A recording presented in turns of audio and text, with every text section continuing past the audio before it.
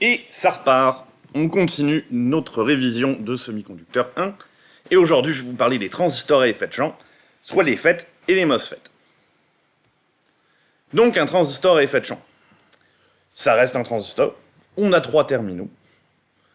2 terminaux, la source et le drain, où vient passer le courant que l'on veut qui va être amplifié. Et un terminal de contrôle, soit la grille. Donc si jamais on fait une petite corrélation avec notre transistor bipolaire, la grille, ça va être l'équivalent de la base, la source et le drain, l'équivalent du collecteur et l'émetteur. Donc pour un canal P, un JFET se contrôle, ou en tout cas ressemble plus à un bipolaire qu'un canal N. C'est-à-dire que pour venir contrôler notre courant de la source vers le drain, on va avoir besoin d'une tension positive à la grille. Alors qu'un canal N, ça vient marcher à l'envers. Pour venir contrôler mon courant du drain à la source, je vais avoir besoin d'une tension négative entre ma grille et la source. Donc pour le canal P, je répète, le courant va de la source vers le drain, on a une tension positive grille-source.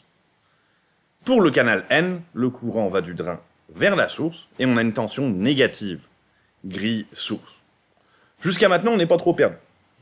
On va aussi l'utiliser dans des circuits similaires au bipolaire. Ça reste un simple transistor. Là où il est différent, c'est surtout dans son fonctionnement et dans les principes internes, dans la construction du transistor. C'est-à-dire que pour un transistor bipolaire, on venait contrôler un petit courant, un courant de base.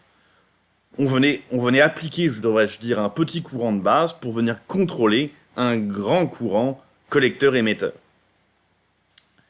Ici, on ne contrôle pas avec du courant, on contrôle avec de la tension. C'est toujours une tension grille-source qui vient contrôler mon courant drain-source, pour un canal N.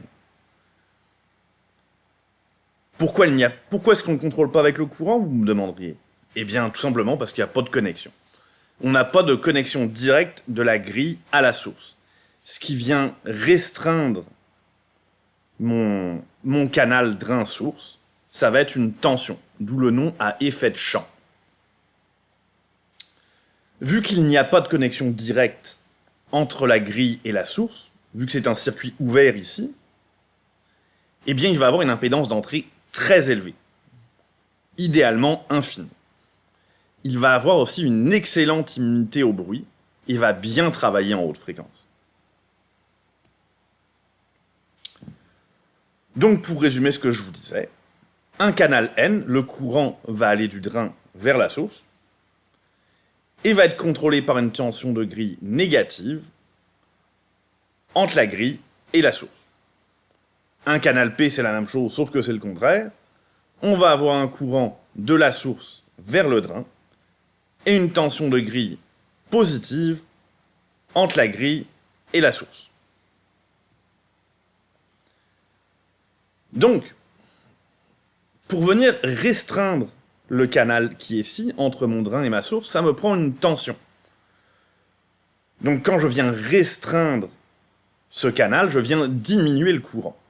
Par conséquent, un transistor JFET, quand la grille est au repos, qu'il n'y a pas de différence de potentiel entre ma grille et ma source, il est toujours à on. Contrairement au transistor bipolaire, où j'avais besoin d'un courant de ma base à mon émetteur. Donc le courant drain-source est contrôlé par ma tension grille-source, et lorsque je n'ai pas de tension grille-source, mon transistor va être en saturation. Plus ma tension grille-source est négative, moins mon transistor va conduire. Il va être complètement bloqué lorsque ma tension grille-source va atteindre une spécification qu'on va trouver dans nos fiches techniques, VGS off. On n'aura plus du tout de courant drain-source.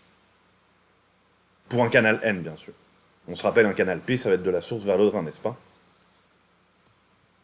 Donc, qu'est-ce qu'on a ici? On a une belle petite représentation graphique de ce que je viens de vous dire. Sur l'axe vertical ID, on a le courant du drain. Sur l'axe horizontal, on a la tension grille-source. Et bien sûr, on a un axe qui s'en va vers la gauche, parce que ici, c'est un canal N. Par conséquent, ma tension grille-source est négative. plus on s'en va vers le négatif, moins mon courant de drain va être élevé. C'est ça qu'on voit ici. Lorsque ma tension grille source est à 0, lorsque je n'ai pas de différence de potentiel entre ma grille et ma source, mon courant va être maximal. Le canal drain-source est complètement ouvert, tout le courant passe.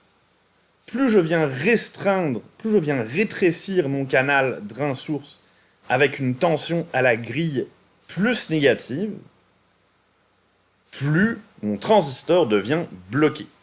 Et c'est ce qu'on voit ici. On voit que plus je me rapproche de VGS off, plus mon courant ID descend, jusqu'à atteindre une valeur nulle pour VGS off. On se rappelle, VGS off, ça va être une valeur dans notre fiche technique. IDSS, ça va en être une autre. On a déjà 2 points sur notre courbe de transfert, de transconductance. Je vais vous en reparler tantôt. Donc pour calculer ID selon VGS, ça va être une formule bien importante pour être capable de trouver notre point Q notamment. On va avoir besoin de la valeur de VGS, de la valeur de la tension de grille, et on va avoir besoin, sur notre fiche technique, de IDSS et de VGS off. Ici, on a ce qu'on appelle des points rapides.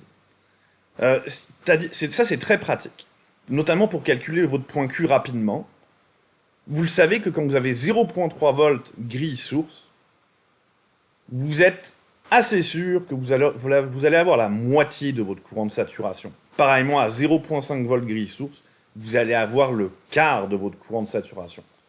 Idéalement, quand on vient polariser un transistor bipolaire, on vient essayer de mettre notre point Q, c'est-à-dire là où notre transistor opère, rappelez-vous, comme un transistor bipolaire, de 30 à 70% de la courbe.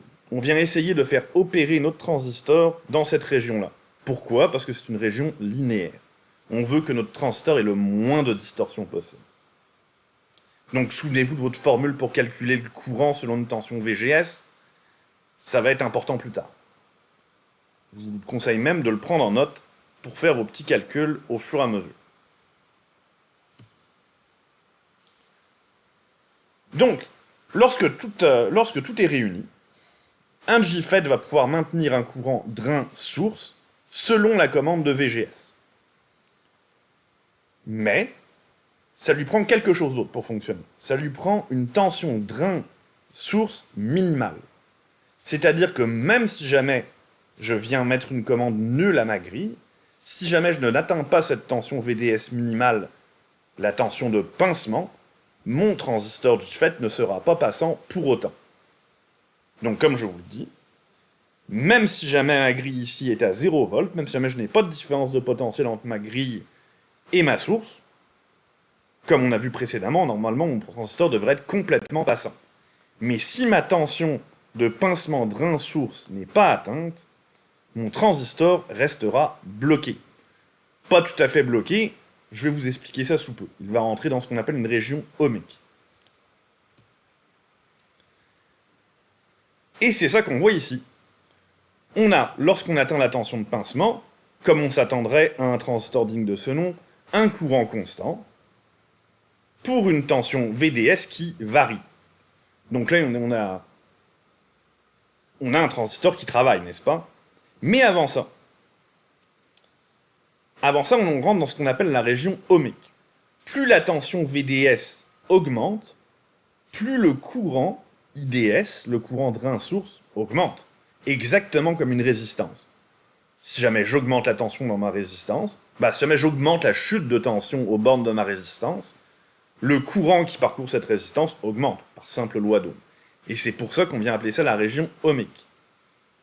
Dès que cette tension de pincement-là est dépassée, on est rendu avec une espèce de petite résistance magique. J'ai bien beau augmenter la tension aux bornes de mon drain et de ma source, mon courant reste le même. Il reste égal à mon courant de saturation. Bien sûr, tout cela est vrai seulement pour VGS est égal à 0. Si jamais on vient commencer à mettre une tension de contrôle à ma grille, toute cette courbe-là va venir descendre sur l'axe des Y. C'est-à-dire que je ne serai jamais capable d'atteindre IDSS, mais je vais plutôt atteindre une valeur d'ID proportionnelle à ma valeur de chute de tension entre ma grille et ma source. Donc nous, ce qu'on veut venir faire, c'est venir opérer notre transistor après la tension de pincement, pour qu'il travaille comme du monde, pour qu'il soit capable de garder un courant constant pour une certaine tension grille-source. Bien sûr, comme toute bonne chose, ça a une fin. Je peux pas indéfiniment monter ma tension de drain-source. Inévitablement, comme n'importe quel truc électronique, ça va finir par brûler. On va atteindre la tension de claquage, et mon transistor va devenir complètement passant. On vient détruire le transistor, un petit peu, on se souvient des diodes, la tension de claquage des diodes classiques, non pas des diodes Zener, mais des diodes classiques, une fois qu'on dépassait la tension de claquage, on venait détruire notre diode. Eh bien, c'est la même chose ici. Donc, on vient opérer notre transistor entre la tension de pincement et la tension de claquage. Ma tension de pincement, ça va être toujours, elle va être toujours la même que ma tension VGS off, mais avec le signe inversé. C'est ce qu'on voit ici, la tension de pincement est égale à moins VGS off. Donc si jamais à moins 5 volts grille source, mon transistor devient complètement bloqué, eh bien ma tension de pincement à laquelle mon transistor vient travailler entre le drain et la source va être égale à 5 volts. C'est-à-dire que ça va me prendre au moins 5 volts entre mon drain et ma source pour que mon transistor passe dans la région active.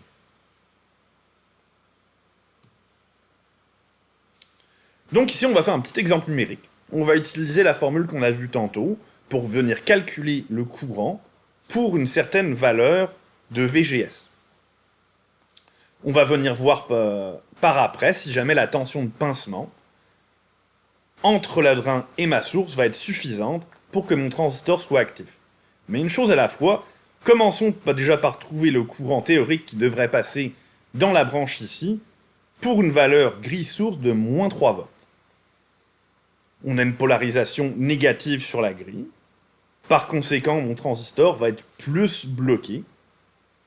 On peut déjà en déduire qu'on va avoir un courant inférieur au courant de saturation de drain-source. Ça, encore une fois, c'est dans ma fiche technique. IDSS est égal à 15 mA, c'est une valeur qu'on va retrouver dans la fiche technique, tout comme VGS off, qui est égal à moins 5 volts. Donc, commençons avec la petite formule. On vient remplacer VGS, IDSS et VGS off par leur valeur. Donc on a moins 3 volts à notre grille ici. Et notre transistor en saturation devrait passer 15 mA et il devrait se couper complètement à moins 5 volts. On arrive à un courant de drain de 2,4 mA. C'est à peu près à ça qu'on s'attendait, dans la mesure où on s'attendait à un courant plus petit que le courant de saturation. On a une tension grille qui vient dans le négatif. Mon canal du drain à la source est rétréci par cette tension à la grille, et par conséquent, le courant doit diminuer. Donc, plus mon courant à la grille augmente, plus mon courant grille-source augmente, plus ma tension grille-source augmente, plus mon courant drain-source diminue. Maintenant, ce qu'il faut savoir, c'est est-ce que j'ai assez de chute de tension à VDS entre mon drain et ma source pour dépasser la tension de pincement, pour que mon transistor devienne actif et qu'il ne soit plus dans la région ohmique. Donc si on a un petit circuit facile, tout ce qu'on a à déduire, c'est la chute de tension aux bornes de la résistance ici. On a tantôt calculé que notre courant de drain était de 2,4 mA. On connaît la valeur de la résistance. V est égal à RI.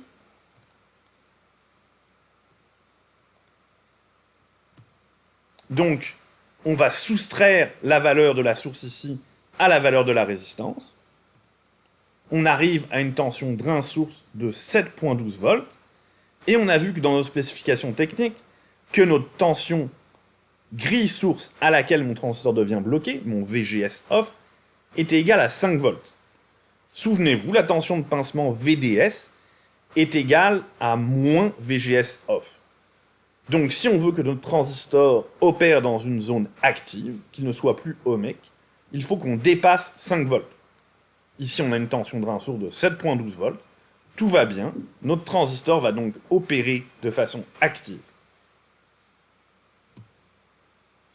Maintenant, on va parler de transconductance, ce qui est devenu assez difficile à dire et peut-être un petit peu ésotérique. On parle aussi de courbe de transfert. J'aime bien le terme courbe de transfert parce que ça vient un petit peu plus expliquer. Dans la mesure où ce que ça fait un JFET, ce que ça vient faire un transistor effet de champ, ça vient transformer une tension en un courant. Pour une tension grille-source, je viens générer un certain courant drain-source. Donc on va venir prendre une valeur de courant, on va venir la diviser par une valeur de tension grille-source, qui est toujours notre contrôle, rappelez-vous, on contrôle notre transistor avec une tension grille-source, et ça va nous donner notre transconductance. C'est exprimé en Siemens, et on le voit bien, vu que notre courbe de transconductance n'est pas linéaire, eh bien ça va varier l'endroit selon la courbe. Plus on se rapproche de VGS off, moins on a de courant pour une variation de voltage, pour une variation de tension. Et plus on s'approche du haut de la courbe, plus on a une forte variation de courant pour une petite variation de tension grille-source. C'est pour ça que c'est très important de venir polariser nos transistors à peu près au milieu de la courbe. Comme je disais tantôt, une règle générale, ça va être de 30 à 70% de la courbe.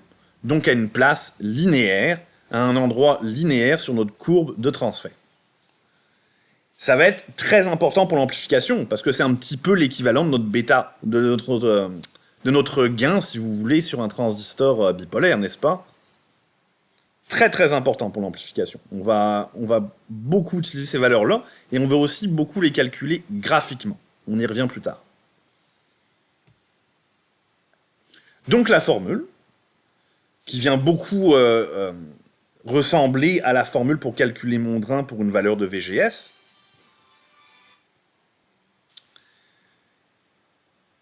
ça vient nous permettre de calculer notre transconductance à n'importe quel point sur la courbe. Donc GMO, GM0, ça va être une valeur qui va être donnée sur la fiche technique, et à partir de cette valeur de GM0, avec notre valeur de VGS qu'on veut appliquer à la grille source, et la valeur VGS off qui nous est donnée dans la fiche technique, on est capable de voir la caractéristique de transfert de notre JFET sur ce point-là exact de notre courbe.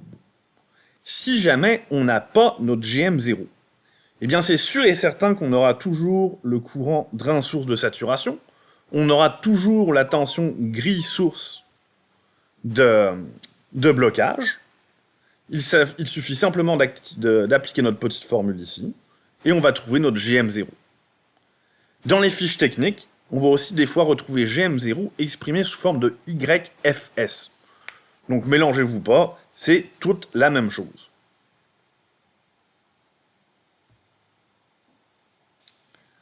Maintenant, pour commencer à parler un petit peu de polarisation. Donc ici, on a une polarisation automatique, ou encore une polarisation par diviseur de tension, qu'on reconnaît tout de suite. C'est un montage qu'on a beaucoup vu avec les transistors bipolaires.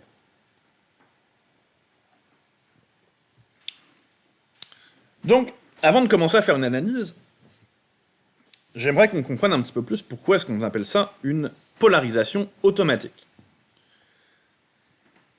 On se doute que c'est parce qu'on vient contrôler notre caractéristique de transfert un petit peu automatiquement. Comme un transistor bipolaire, un transistor à effet de champ va être sensible aux effets de la chaleur. La courbe de transfert en est dépendante. Par conséquent, on pourrait venir changer notre caractéristique de transfert selon un facteur externe, comme par exemple la température. Petite parenthèse, c'est quand même beaucoup moins sensible à la température qu'un bipolaire. Mais malgré tout, on va voir des changements qui ne sont pas forcément présents dans la fiche technique. Donc jamais on procède à une petite analyse rapide ici. Si jamais pour une raison ou pour une autre, ma transconductance augmente. Par conséquent, je vais avoir plus de courant qui va passer de mon drain à la source pour une même valeur de contrôle à ma grille, pour une même valeur de tension à ma grille. Ici, si jamais j'ai plus de courant qui vient parcourir ma résistance de source ici, la chute de tension à la source augmente. On remarque que la grille est connectée à la masse à travers une résistance. Donc ici, on peut en déduire qu'on est à 0 volts. Si jamais mon courant augmente, ma chute de tension VRS augmente. En augmentant ma chute de tension, ma grille devient plus négative que ma source. En diminuant ma valeur grille source, c'est-à-dire en allant plus vers le négatif, je viens bloquer, ou en tout cas plus bloquer mon transistor. En venant plus bloquer mon transistor, ma valeur de courant de drain vient diminuer. Et c'est là toute la magie de la chose. En diminuant, ma chute de tension aux bornes de VRS diminue. En diminuant ma chute de tension aux bornes de VRS, ma tension grille source revient vers 0, mon transistor devient plus passant, et il vient donc s'équilibrer tout seul avec cette boucle de rétroaction ici. D'où le nom polarisation automatique. Donc là, on va faire une petite analyse graphique en utilisant VGS off et IDSS, ainsi que deux autres points. On va tracer une droite de charge pour aller trouver notre point Q. Donc si le courant de drain est égal à 0, alors VGS est égal à 0, n'est-ce pas? On n'a pas du tout de chute de tension aux bornes de RS ici. Pas de chute de tension aux bornes de RS. On n'a pas de différence de voltage entre la grille et la source. Donc VGS est égal à 0. Si le courant de drain est égal au courant de saturation, que vaut VGS? C'est ça qu'on va aller voir avec notre analyse graphique.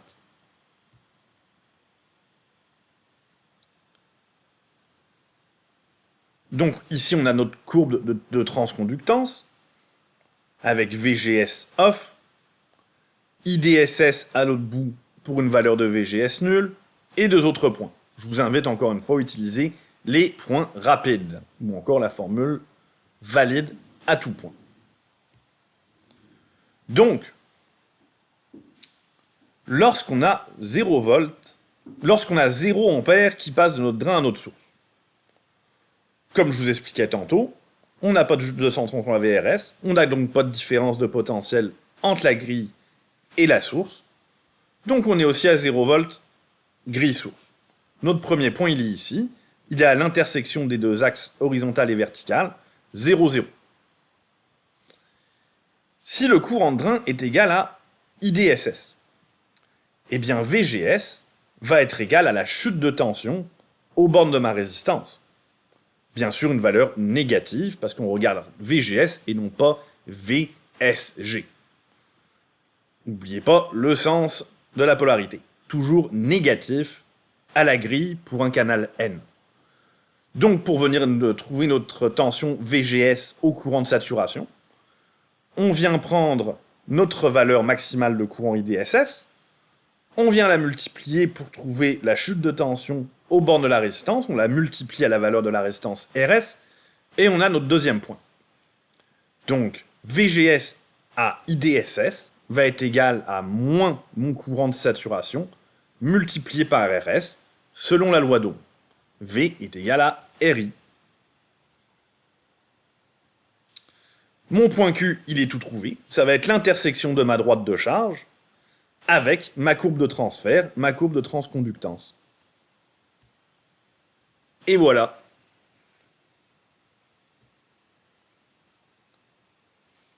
Donc ici, vous avez un petit exemple que je vous invite à faire. Vous pouvez même essayer de le faire en analyse graphique. On a toutes les valeurs. On a la valeur de RS. On a la valeur VGS off à moins 6 volts à laquelle mon transistor devient complètement bloqué. On a notre valeur de courant maximal drain-source saturation qui est égale à 10 mA. 10 mA multiplié par ma résistance de source de 330 ohms va venir me donner ma valeur de VGS quand le courant de drain-source est saturé. Et, comme précédemment, lorsque le courant de drain est égal à 0, ma chute de tension grille source est égale à 0. Vous êtes déjà bien parti pour le faire vous-même. On va faire beaucoup de ces analyses graphiques-là avec le Labo 2 qui s'en vient. Maintenant, pour notre polarisation par diviseur de tension. On va faire que notre polarisation automatique. On va tout d'abord tracer sur un quadrillé le graphique de notre courant de drain selon notre tension gate source. On va utiliser 4 points au total, soit VGS off lorsqu'on n'a pas de courant de drain, et lorsqu'on n'a pas de tension gate source, c'est-à-dire le courant de saturation, ainsi que 2 autres points. On va venir calculer la valeur de la gate tout d'abord, parce que ce qui va être très facile. Pour trouver VG, vu qu'on n'a aucun courant entre notre grille et notre source, eh bien la valeur ici, à l'entrée de mon transistor, à ma gate, elle va être égale à mon diviseur de tension formé par R1 et R2. Donc toujours sur le même graphique, on va venir encore une fois, comme notre transistor, comme notre montage en polarisation automatique, on va venir tracer la droite de charge avec 2 points.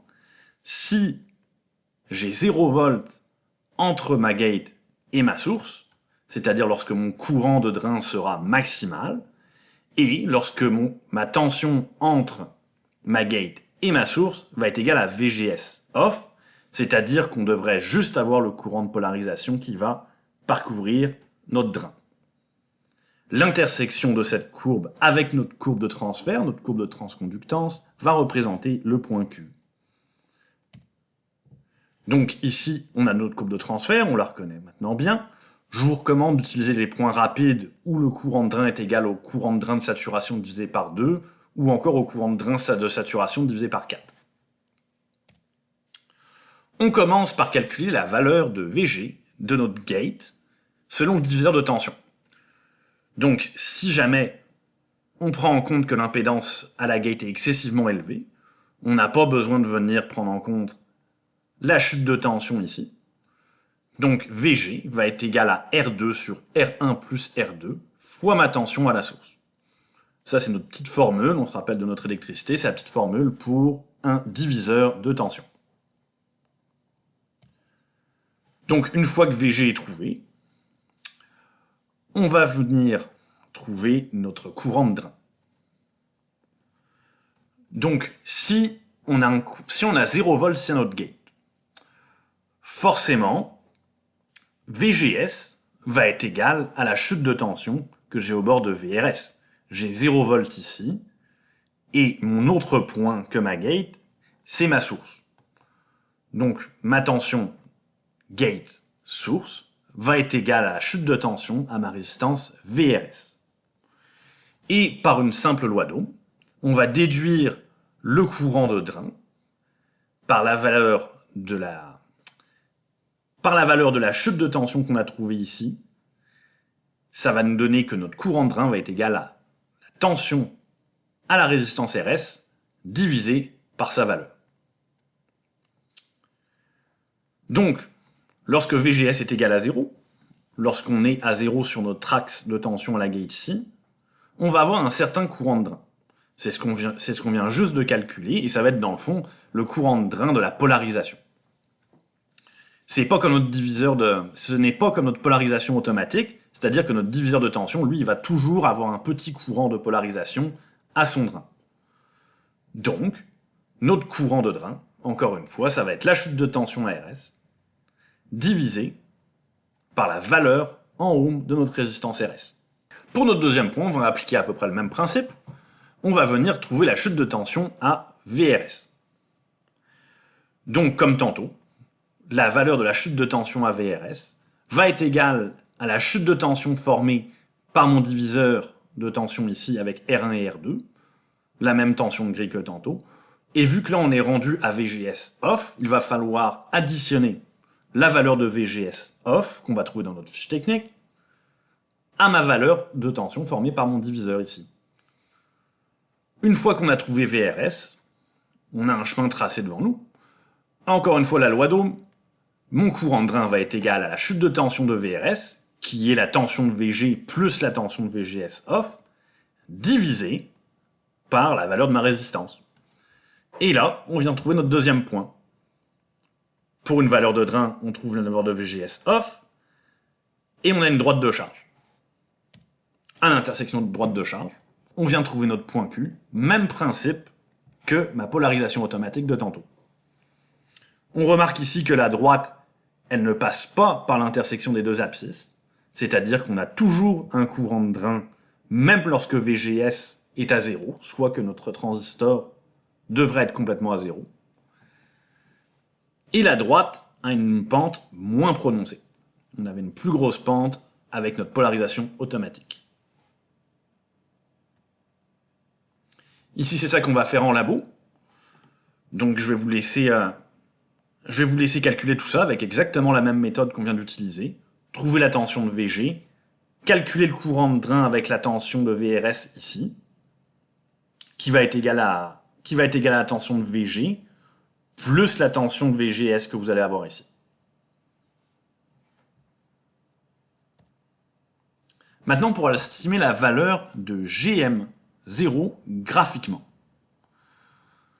On se rappelle que la caractéristique de transfert GM est une expression du changement de courant au drain par une valeur de tension entre la gate et la source.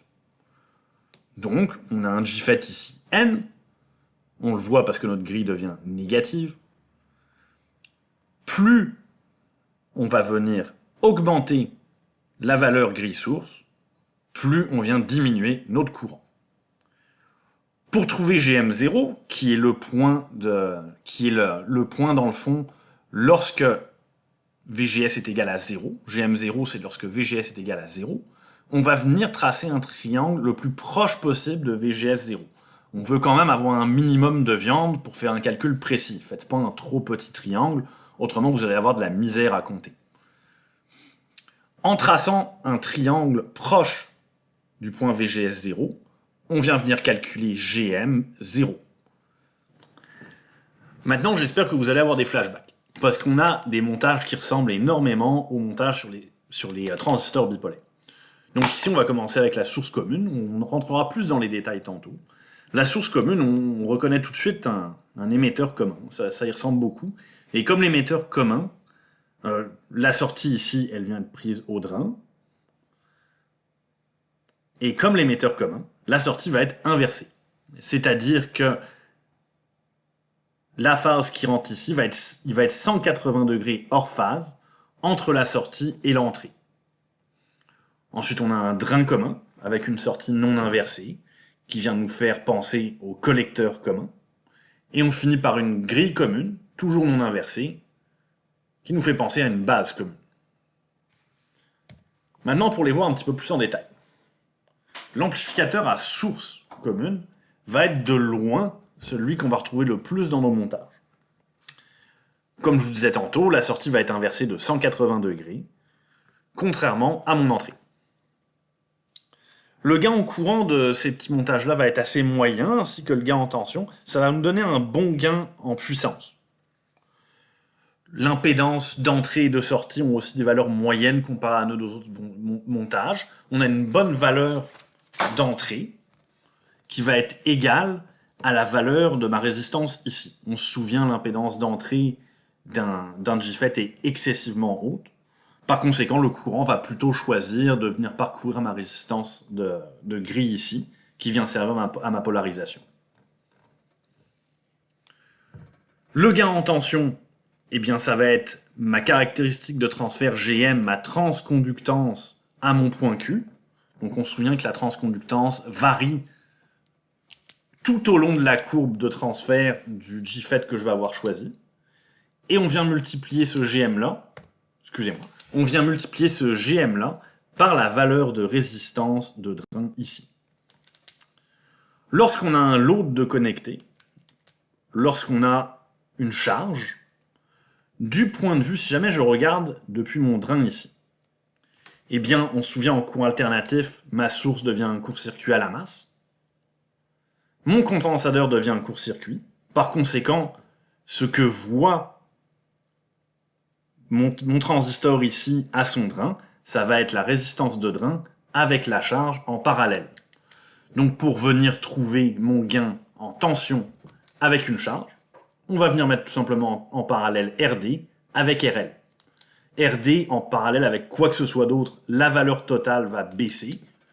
Donc on peut suspecter avec raison que lorsqu'on vient mettre une résistance, lorsqu'on vient connecter une charge à notre amplificateur, eh bien le gain vient diminuer. C'est pour ça que plus la résistance ici va être basse, plus mon gain de sortie de mon transistor va être faible. C'est pour ça qu'il est tout le temps très important d'avoir conscience de la résistance d'entrée et de la résistance de sortie, de l'impédance d'entrée et de l'impédance de sortie de vos différents étages de transistor.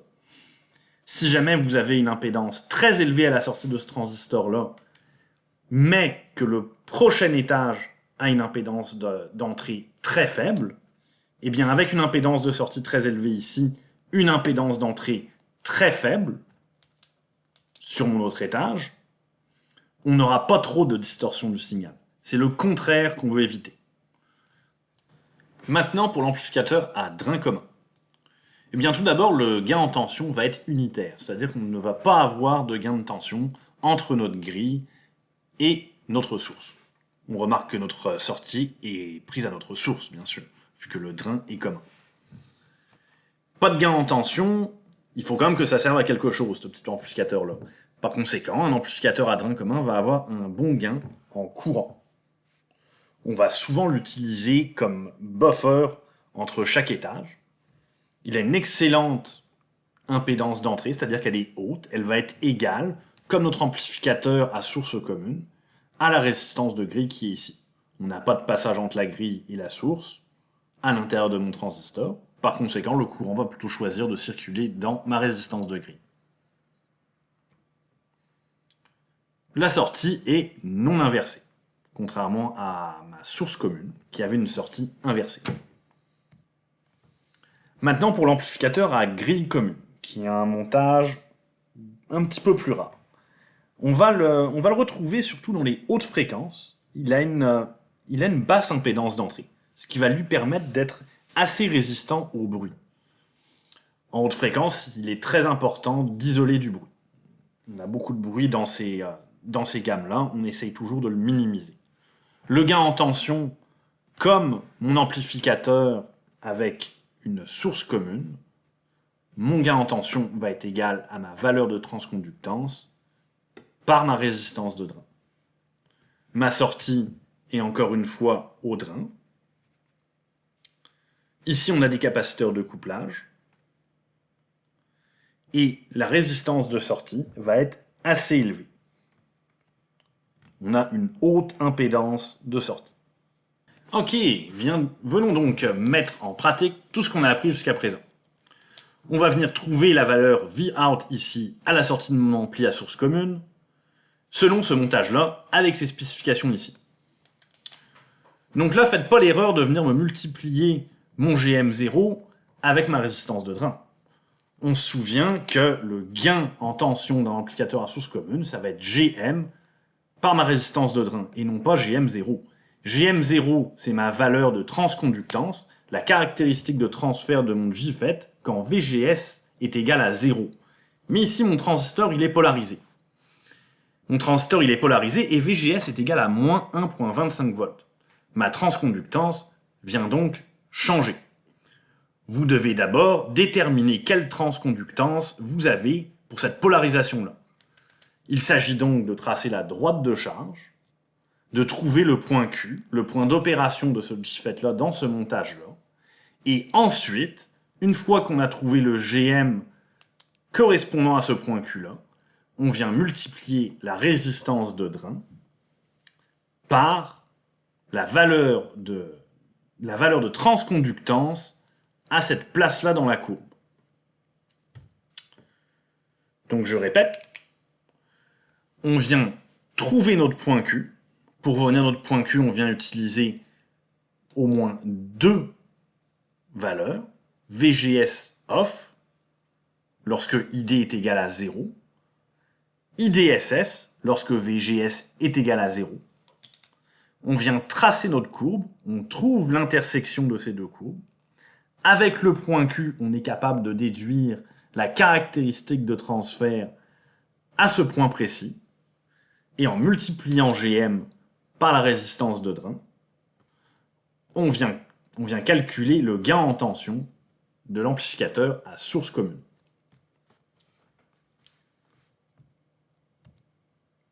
Maintenant, pour les MOSFET. Les MOSFET vont beaucoup ressembler aux JFET.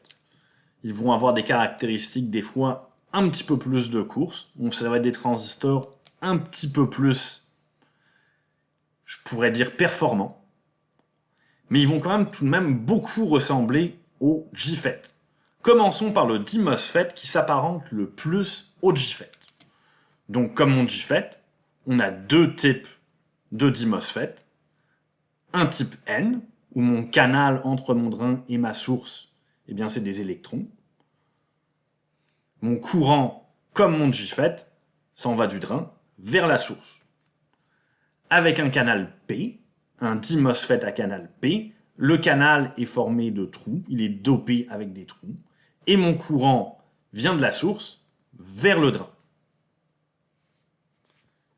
Pareillement, le canal P sera contrôlé avec une tension de grille positive, et le canal N avec une tension de grille négative, une tension de grille source, bien sûr. Donc le DMOSFET à canal N, comme le JFET, il est normalement à ON. C'est d'habitude un interrupteur fermé. Lorsqu'on n'envoie pas de contrôle à la grille, lorsque la tension grille-source est nulle, mon courant de saturation vient de mon drain vers ma source. Donc comme le JFET, on s'en doute bien, une tension VGS vient contrôler mon courant drain-source. Lorsque VGS est nul, le transistor est en saturation.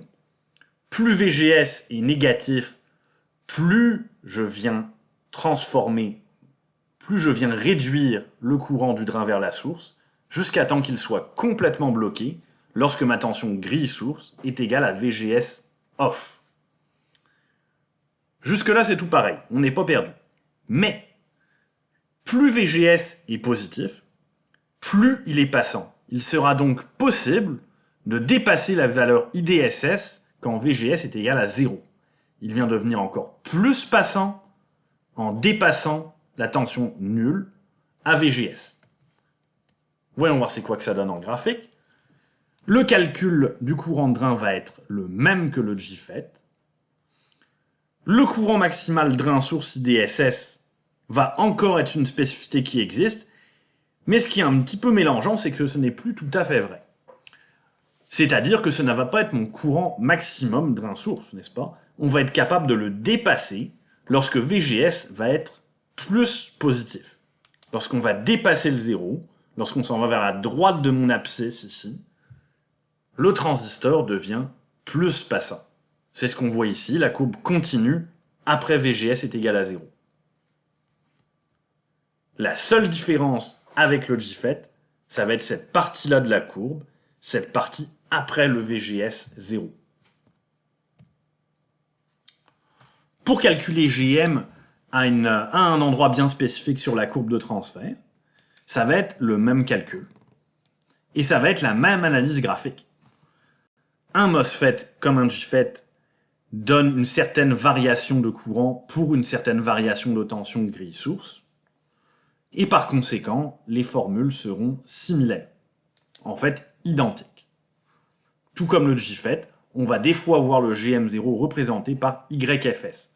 Comme le JFET, GM0 va être la valeur de GM lorsque VGS est égal à 0.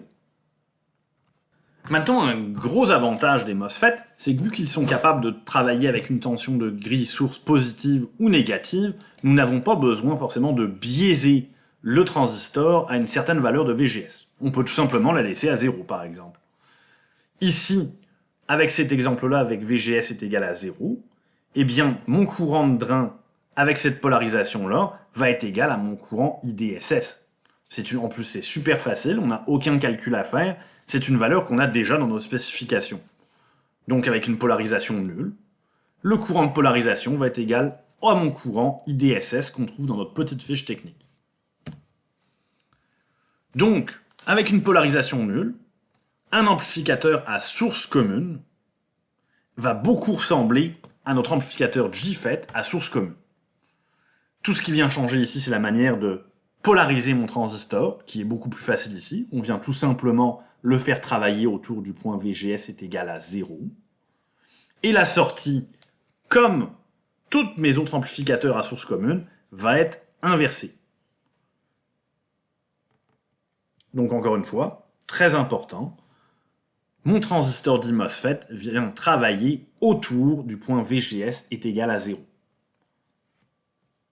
Ici, la polarisation vient engendrer un courant de drain qui va être égal au courant de drain de saturation IDSS.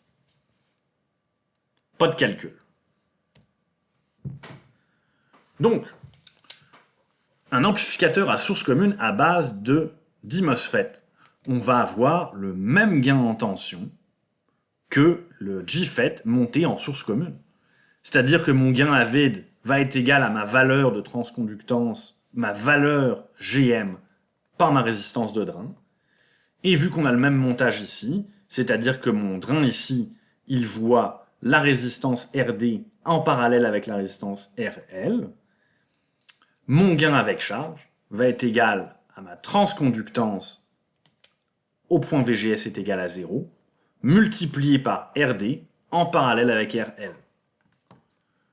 Comme le JFET, la résistance d'entrée va être égale à la résistance de grille parce qu'on n'a pas de courant grille-source. Tout mon courant vient donc passer au travers de ma résistance de grille ici.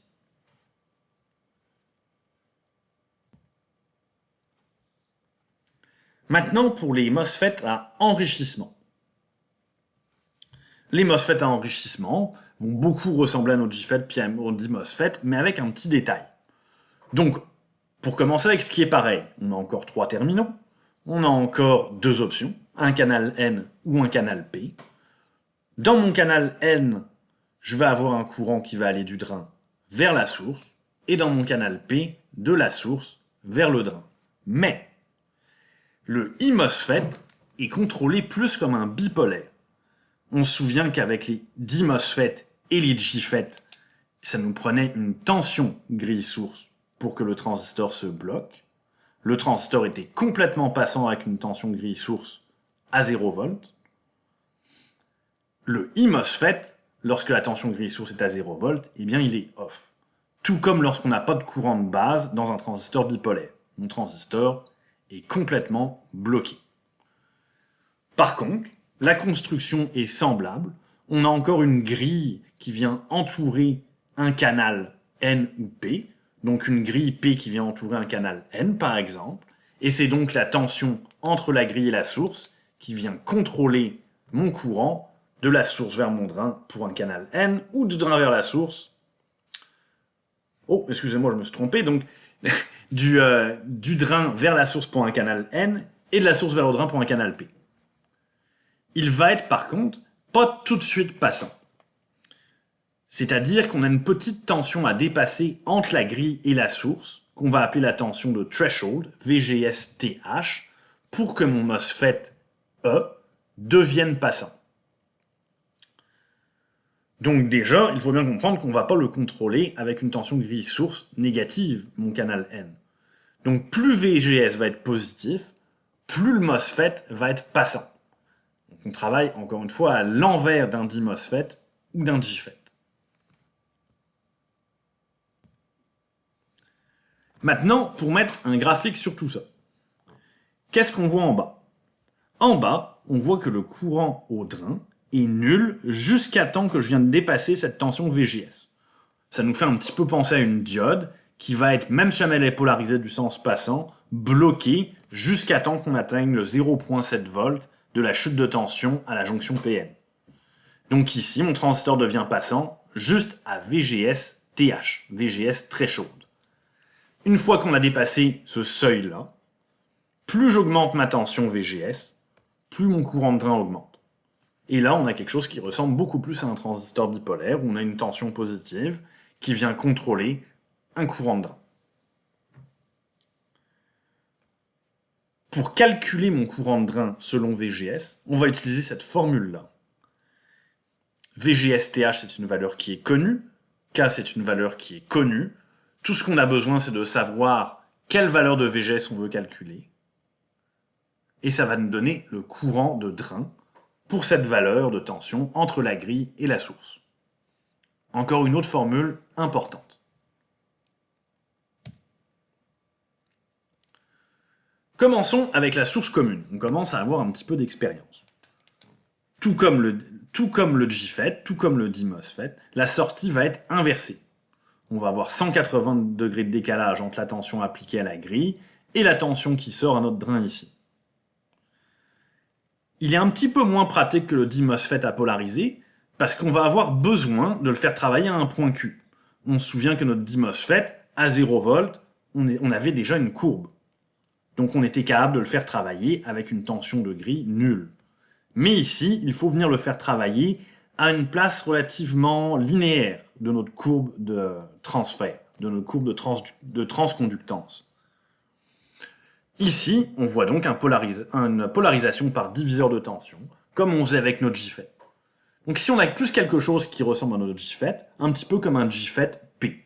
On a besoin d'une tension grille-source positive, et on a besoin de venir définir un point Q pour que le transistor travaille sans écrêter mon signal ou sans le déformer. Un amplificateur à source commune, comme notre DMOSFET, comme notre JFET, on commence à être habitué, le gain en tension va être égal à la résistance au drain multiplié par la caractéristique de transfert de mon MOSFET à son point de polarisation, à son point Q. Et lorsqu'on a une charge de connecté, RL ici, eh bien, mon drain, lui, il voit RD, passant comme un court-circuit à travers ma source de tension ici, parce qu'on est en courant alternatif, en parallèle avec ma résistance de charge. Donc, encore une fois, lorsqu'on connecte une charge, le gain en tension de mon amplificateur vient baisser. Pour la résistance d'entrée, elle va être égale à R1, qui lui s'en va au travers de ma source en court-circuit à la masse, et R2 en parallèle. Entre la grille et la source ici, j'ai une résistance très élevée, une impédance d'entrée qu'on pourrait quasiment qualifier de infinie. On la néglige donc et on vient juste prendre en compte R1 et R2 en parallèle pour notre résistance d'entrée.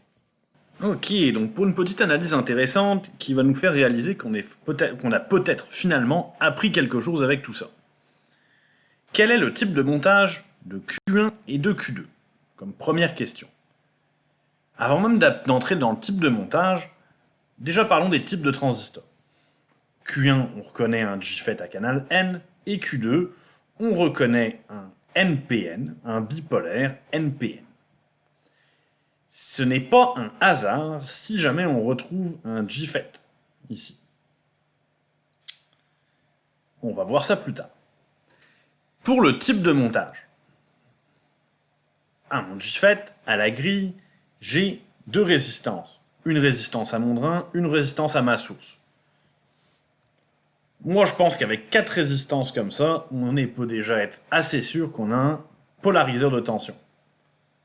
Une polarisation par diviseur de tension, c'est-à-dire. Pour notre NPN ici, pour notre transistor bipolaire Q2, on voit la même chose, deux résistances autour de la base, une résistance au collecteur, et ici un petit montage pour empêcher les effets néfastes des hautes fréquences. On va avoir un condensateur en parallèle. Donc ici, on a aussi une polarisation par diviseur de tension. Maintenant, pour les types d'amplificateurs. Pour Q1, on a une sortie au drain. Ma source va à la masse. C'est donc un montage de type source commune. Pour le bipolaire, on a un émetteur qui va vers la masse, une sortie au collecteur. C'est un amplificateur à émetteur commun. Maintenant, pour revenir à ce que je vous disais, pourquoi est-ce qu'on a mis un JFET ici, à votre avis? Eh bien, c'est pour maximiser l'impédance d'entrée très élevée entre la grille et la source de notre JFET. Ici, on a un petit signal d'entrée. On veut donc que notre impédance à notre transistor ici soit très grande pour minimiser la distorsion de notre signal d'entrée. Vu qu'on n'a pas, encore une fois, une connexion directe entre la grille et la source, tout ce que mon signal d'entrée vient voir, c'est mes deux résistances de polarisation RG1 et RG2 en parallèle. 5.6 MHz en parallèle avec 1.5 MHz, on peut penser que ça va tourner dans le coin de 1.5 MHz. Probablement 2. Pour estimer le gain de chaque étage, le JFET, facile, on prend la caractéristique de transfert GM qui nous est donnée ici, 3500 microsiemens, et on vient la multiplier par notre résistance de drain de 6.7 kΩ. On peut même, ce qui va nous permettre de tout de suite trouver le gain de notre premier étage. Maintenant, pour notre deuxième étage, si on veut faire un estimé grossier de notre gain en tension, on vient prendre la résistance ici, la résistance au collecteur, divisée par la première résistance d'émetteur, parce que la deuxième est bypassée et mise en parallèle ici en courant alternatif. Donc on vient diviser RC par RE1, et ça vient nous donner une idée grossière de notre gain.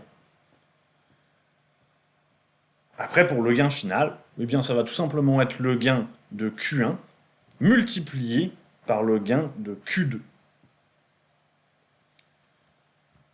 Ce circuit est-il un bon premier étage pour en faire un faible signal audio? Déjà, on a un bon indice. Qu'est-ce qu'on a ici? On a un faible signal audio. On a 40 mV crête à crête à 2.5 kHz, ce qui rentre dans la gamme audio. Ça nous donne un petit indice. Mais si jamais on veut être plus intelligent, on pourrait dire qu'il convient idéalement à des faibles signaux à cause de la forte impédance d'entrée de notre transistor JFET qui va empêcher la distorsion de notre signal. Et du fort gain en tension de mon stage ici, à base de bipolaire. Un transistor bipolaire va souvent avoir un gain en tension excellent. Est-il un bon étage de sortie pour envoyer vers un haut-parleur? Eh bien, encore une fois, on peut tricher. Allons voir notre résistance de charge RL ici. On voit qu'on a 120 kΩ. Un petit peu trop gros, même peut-être beaucoup trop gros comparé aux 8 ohms en moyenne qu'on va avoir comme impédance d'entrée à un speaker, à un haut-parleur. Ici, on manquerait de gain en courant. On aurait une impédance de sortie trop élevée pour venir amplifier un haut-parleur. Donc ici, ce qu'on a, c'est un étage d'entrée, un premier étage, pour venir faire travailler mon deuxième étage, qui, lui, va amplifier le courant suffisamment pour venir faire vibrer mon haut-parleur. Et en parlant de haut-parleur, le voilà. Vous vous demandez peut-être pourquoi c'est important d'amplifier le courant plutôt que la tension pour un haut-parleur. Eh bien, c'est parce qu'un haut-parleur, c'est en fait un électroaimant. Un électroaimant qui vient faire bouger de l'air, ce qui crée votre son. Un électroaimant, ce qui vient créer ce dont dépend, devrais-je dire, la force du champ magnétique de mon électroaimant, c'est le courant. Plus mon courant est fort, plus mon électroaimant vient créer un champ magnétique puissant et vient donc plus facilement bouger. Ici, on a un étage de sortie avec un gain en tension qui va être presque unitaire, mais un excellent gain en courant.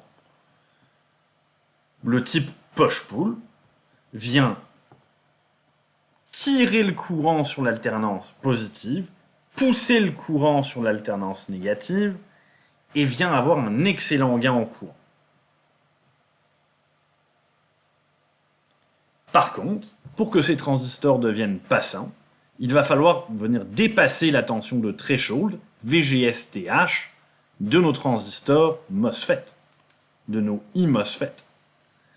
Un petit peu comme nos transistors bipolaires, où il fallait venir vaincre la chute de tension à VBE entre notre base et notre émetteur de 0.7 volts. Et bien là, on va devoir vaincre en polarisant notre jonction GS, en polarisant notre grille et notre source à une valeur qui va être supérieure à VGS TH. Mais si jamais on ne fait pas ça, qu'est-ce qui se passe? Eh bien, mon signal, il va être déformé et il va aussi être... On va aussi avoir une soustraction du signal total qui va être de la même valeur que celle de VGS TH. C'est-à-dire que je vais avoir une moins grande amplitude en tension et en plus, je vais avoir une distorsion qui va être la conséquence que mon transistor MOSFET E ne va pas devenir passant avant que mon entrée soit à 0,7 volts. Si jamais mon transistor est bien polarisé, on va avoir à peine de déformation de crossover. On appelle ça du crossover en anglais. En français, ça donnerait la déformation qui est engendrée lorsqu'on passe d'un transistor à l'autre. Lorsqu'on passe du transistor qui tire au transistor qui pousse notre courant. D'où le nom crossover. C'est vraiment quand on vient switcher d'un transistor à l'autre, quand on vient changer le transistor qui travaille, qu'on va avoir notre distorsion. Et maintenant, on a un circuit capable d'amplifier un faible signal audio, de nous donner une bonne impédance d'entrée pour éviter la déformation de notre signal, de nous donner un bon gain en tension pour être capable de faire travailler notre étage de sortie. Et notre étage de sortie, il va avoir un bon gain en courant, avec un gain en tension presque unitaire, pour venir faire bouger notre électroaimant, pour venir maximiser le courant dans la bobine de notre haut-parleur. Donc je répète, une excellente impédance d'entrée grâce à notre JFET, un excellent gain en tension grâce à notre bipolaire monté en émetteur commun, et un excellent gain en courant grâce à notre push-pull avec des MOSFET E. Et voilà qui conclut notre cours sur les transistors à effet de champ. Ce qu'on va essayer de retenir de tout ça, c'est avant tout, et c'est le plus important, qu'un transistor à effet de champ vient contrôler son courant drain-source à l'aide d'une tension. Donc, opposé au bipolaire, qui va contrôler son courant collecteur-émetteur avec un courant de base. Un courant base-émetteur. Les transistors à effet de champ, nous n'avons pas de courant entre la grille et la source, dû à l'impédance très élevée. On se le rappelle, c'est une connexion ouverte entre la grille et la source.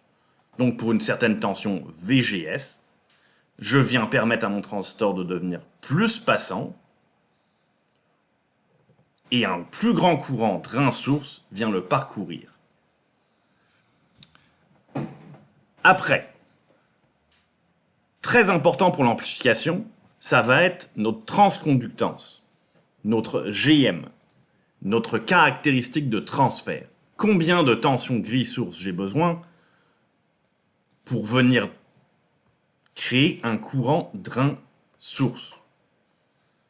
C'est très important de se souvenir des différents calculs pour venir trouver mon GM à un point sur cette courbe de transconductance-là. On se souvient que la courbe de transconductance, le transfert de notre transistor à effet de champ n'est pas linéaire. Par conséquent, cette caractéristique-là vient changer tout le long de la courbe, et c'est avec notre biais, avec notre polarisation, qu'on vient permettre à notre transistor de travailler de façon linéaire. Donc là, c'est à peu près pareil qu'un bipolaire. Mais ce n'est pas le bêta, c'est la caractéristique de transfert. Et voilà qui conclut notre cours. J'espère que vous avez apprécié, et je vous souhaite une bonne journée.